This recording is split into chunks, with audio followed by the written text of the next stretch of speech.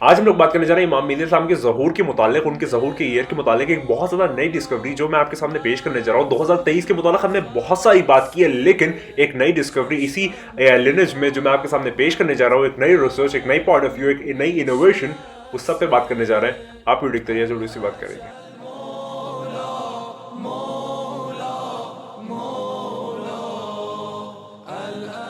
आज का आगाज करते हैं। आज मैं बात करने जा रहा हूँ इमाम मेहदी अलैहिस्सलाम के ज़हूर के मुताल्लिक़। हम लोग बहुत ज़्यादा ईयर्स पे बात कर चुके हैं, ईयर ऑफ अराइवल पे बात कर चुके हैं, बहुत ज़्यादा चैनल पे वीडियोस मौजूद है, आप जाके लाजमी देख सकते हैं। लेकिन आज एक नई डिस्कवरी, एक नई इनोवेशन, एक नई इन्वेंशन पे बात करने जा रहे हैं, जो कि हम लोगों ने निकाली है और आपके सामने प्रस्तुत करना चाह रहे हैं, पेश करना चाह रहे हैं, आपके सामने उसको लाना चाह रहे हैं, ताकि आप लोगों का जो ईमान है उसमें और ज़्यादा इजाफा, आपको और ज़्यादा खुशी महसूस हो।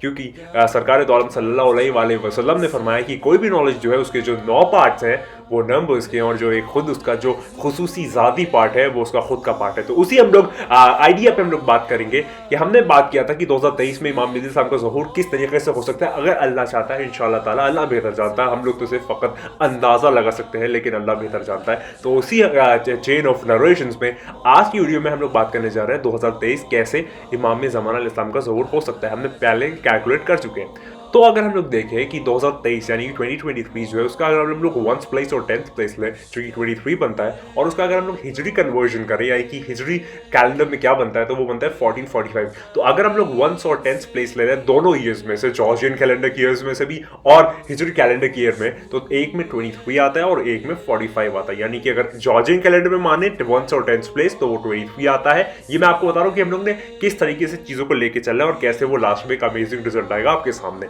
तो 23 हो गया जॉर्जियन कैलेंडर में, 45 हो गया हिजरी कैलेंडर में। ये दोनों चीजें वाज़ेह तौर पे आपके सामने आ चुकी हैं। अब अगर मैं एक चीज करूं कि जो 4 नेचुरल नंबर्स हैं, या फिर आप कह सकते हैं 4 कॉन्जिक्यूटिव नेचुरल नंबर्स हैं, यानी कि जो एक के बाद एक है, जो एक के बाद एक आते जाते हैं, यानी कि अगर मैं 2 से लूं और 5 तक उसको लूं, तो 2 + 3 + 4 + 5, यानी कि ये सारे नेचुरल नंबर्स हैं, कॉन्जिक्यूटिव नंबर्स हैं। कॉन्जिक्यूटिव के सेंस में यानी कि एक के बाद एक आने वाले, मतलब एक आया उसके बाद दूसरा आने वाला, उसके अंदर कोई गैपिंग ना हो। तो 2 लेंगे, 3 लेंगे, 4 लेंगे और 5 लेंगे। ये हमने 4 नेचुरल नंबर्स ले लिए जो कि कॉन्जिक्यूटिव है। अगर इन सबको हम लोग ऐड अप करते, यानी इन सबको हम लोग अगर ऐड करते, तो उसका सम जो निकल के आता है, जो कि बहुत ही अमेजिंग रिजल्ट है, वो आता है 14। और हम चाहते हैं कि जो इमाम ज़मान अलैहिस्सलाम है, जो कि इमाम मेहदी अलैहिस्सलाम है, जो अबा सालेह है, जो नरगिस चश्मान है, जो यूसुफ ज़ारा है, वो 14वां मासूमीन है। जो 14 इनफैलिबल्स है उसके अंदर जो आखिरी भी मासूमीन जिनका ज़हूर होगा, जो होने वाला है, वो 14वें मासूमीन है। तो जो 14वें मासूमीन है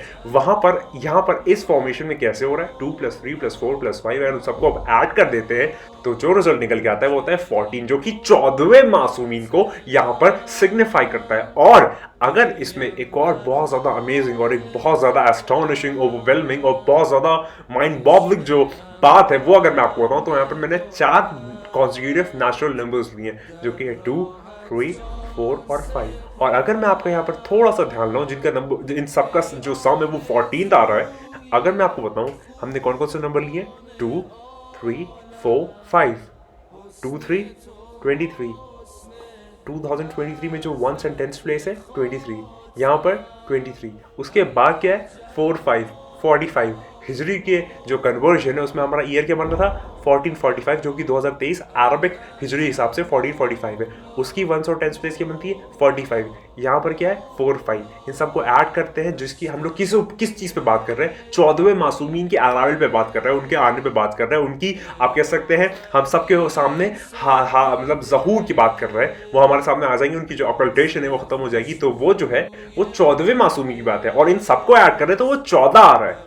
आप समझे कि नहीं समझे, मतलब कितना अमेजिंग और कितना ज्यादा एक एस्टॉनिशिंग और ओवरवेलमिंग रिजल्ट है कि जो 2 + 3 + 4 + 5 है, उसमें जो हमने 1st और 10th प्लेस ली दोनों में, जॉर्जियन और हिजरी कैलेंडर, वो जाके मिला के 14 बना रही है, 14 बना रही है, जो कि सिग्निफाई करता है इमाम ज़मान अलैहिस्सलाम, इमाम मेहदी अलैहिस्सलाम, क्योंकि वो 14वें मासूमीन है। और अगर हम दूसरे तरीके से देखें तो वहां पर जो मैंने आपको शुरू में बताया कि जो यहाँ पर 2023 और जो 1445 है, हमने पिछली वीडियोस में उसको कैलकुलेट किया, यानी कि मैंने डिफरेंट डायमेंशंस में, डिफरेंट तरीकेकार से, डिफरेंट आप कह सकते हैं आइडियोलॉजी से, फिलॉसफी से, थियोलॉजी से मैंने ये प्रूफ किया कि 2023 कैसे जो कि 1445 है इमाम ज़मान अल-इस्लाम या इमाम मेहदी इस्लाम का ज़हूर का साल हो सकता है। अल्लाह बेहतर जानता है, खुदा बेहतर जानता है, परमात्मा बेहतर जानता है, ईश्वर बेहतर जानता है, अल्लाह बेहतर जानता है। हम फ़कत अंदाज़ा लगा सकते हैं। लेकिन फिर भी आप देखिए कि जो नंबर्स हैं वो किस तरीके कार से गवाही दे रहे हैं, किस तरीके कार से अपने आप को सेल्फ प्रूवन कर रहे हैं कि हाँ वो जो 14वां मासूमीन है, वो जो 14वां आने वाला जो कि 14th इनफैलिबल है, जो कि इमाम ज़मान अल-इस्लाम है, जो कि इमाम मेहदी अल-इस्लाम है,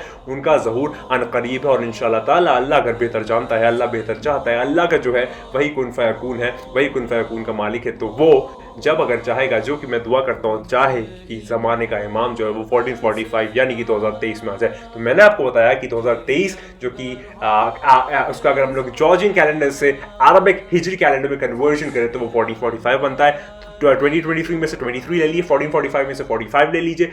अगर अब हम लोग 4 कॉन्जिक्यूटिव नेचुरल नंबर्स ले लें जो कि 2 से स्टार्ट होकर 5 तक जाते हैं, तो 2 + 3 + 4 + 5 इन सबको एडअप करते हैं, वो 14 आता है। यानी कि 14 14वें मासूमीन को सिग्निफाई करता है, यानी कि इमाम ज़मान अल-इस्लाम या इमाम मेहदी अल-इस्लाम को सिग्निफाई करता है। तो ये जो है वो 23 जो है वो 2023 है यहाँ पर, और जो 45 है वो 1445 है। तो ये बहुत ज़्यादा अमेजिंग रिजल्ट है, एक बहुत ज़्यादा एक मज़ेदार बात है। और यकीन मानिए ये मुकाशफे और थोड़ी सी गाइडेंस की बातें होती हैं, ऐसी जो उलूम के दरवाजे हैं, अगर जब तक वहाँ से अता ना हो ना इंसान की बिसात नहीं कि वो जान ले, तो ये उनका करम है, उन करीमों का करम है, वो 14 इनफैलिबल्स का कम है, जो कि 14वां इनफैलिबल जो है वो आने वाला है, वो एमिनेंस जो है वो आने वाले हैं। ये उनका करम है कि इस टाइप के जो अमेजिंग रिजल्ट्स है वो लोगों में आशना हो जाते हैं और लोग जान जाते हैं और लोग जो है उसको फिर फैलाते हैं। और फिर मेरी भी एक छोटी कोशिश है कि आप लोगों तक ये चीज़ें मैं पहुँचाऊँ, बताऊँ, आप लोगों को ये दिखाऊँ कि आप लोग जान जाए, पहचान जाए कि हो ना हो नंबर्स जो है उसके अंदर बहुत बड़ी साइंस छुपी हुई है, और कहीं ना कहीं नंबर्स जो है वो खुद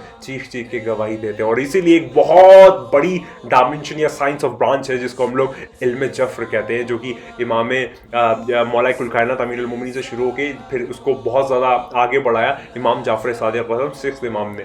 तो ये पूरा मैं आपको सिनारियो बताया। मैं उम्मीद करता हूँ आपको वीडियो पसंद आई होगी, आपको ये समझ में आया होगा कि किस तरीके कार सा जो नंबर्स है वो कितने रिलेटेड है। और 2023 अल्लाह बेहतर जानता है, इंशाअल्लाह ताला मैं दुआ करता हूँ कि किस तरीके से इमाम ज़मान इस्लाम का ज़हूर का साल हो सकता है। और अगर आप मौजूदा हालात देखें, मौजूदा चीज़ें देखें, मौजूदा किस तरीके से जो कन्वर्जन है या फिर जो चेंज ऑफ पावर आ रहा है, या फिर मैंने अपनी दिसंबर की वीडियो में जो बातें कही हैं आप देख सकते हैं वो मुकम्मल हो रही है। अगर आप कभी पीछे आके देखें वो सारी चीज़ें आपके सामने आ रही हैं। कैसे आ रही हैं यार, ये कोई मतलब मैं यही कहूँगा कि अब वो आने वाला है, अब वो बहुत जल्द आने वाला है। बस आप दुआ कीजिए, सही रास्ते पर आ जाइए। दुनिया का हर रिलीजन, हर मजहब, हर धर्म जो है इंतजार कर रहा है उस आने वाले का, चाहे वो उसे किसी भी नाम से जाने, कहीं पे भी जाने। और एक और मैंने एक बहुत इंटरेस्टिंग रिसर्च फाइंड आउट की कि जो हिंदू फिलॉसफी है और जो इस्लामिक फिलॉसफी है उसके अंदर एक 7 जन्म का कॉन्सेप्ट है। मैं आपको बता सकता हूँ कि आखिर वो जो हिंदू फिलॉसफी में 7 जन्म का कॉन्सेप्ट है वो इस्लाम में किस तरीके कार से और कहाँ पे आया है, आप लोग इस बारे में बिल्कुल नहीं जानते हो। अगर आप चाहते हैं कि आपको मैं इस बारे में एक वीडियो मुकम्मल बताऊं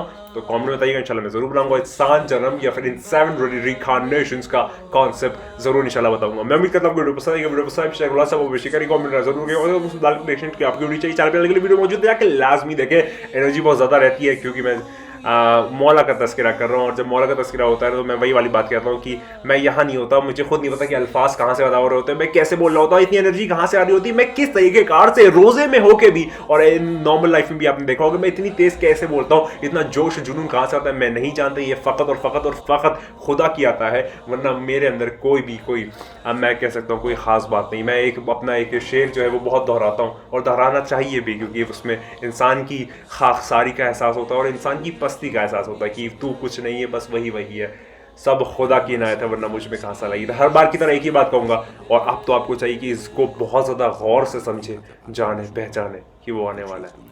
खुदा को याद करो यार, खुदा को याद करो। खुदा हाफ़िज़। دعای بر تعجیل فرج که البته عملی شدن هر دوی اینها بسته به توفیق الهی